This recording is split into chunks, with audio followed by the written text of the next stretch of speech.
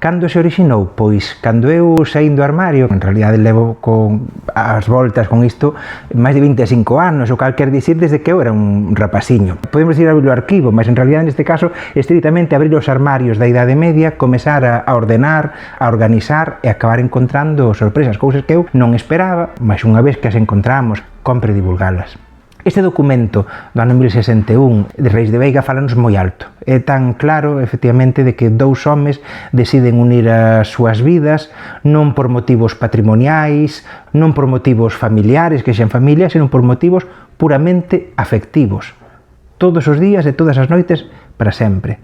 Se en troca de chamarse Pedro e Munio chegan a chamarse Pedro e Sara, ninguén dubidaría do evidente.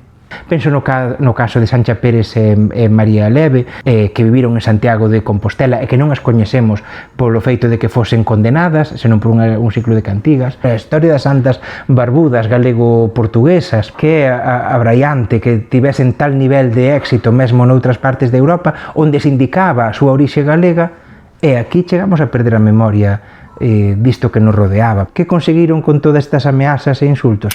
Pois darlle, efectivamente, máis presenza pública ao libro. O boomerang do odio deulles nos dentes. Se alguén lle molesta que unha persoa, que un home ame outro home, que unha muller ame outra muller, que unha persoa se vexa que a súa vida é máis vivível sendo trans, se unha persoa sente incomodada con iso, o que ten que facer é virar o pescozo. O que lle esproe é xustamente esa análise que arde de documentos que son moi claros, que falan moi alto sobre o noso pasado.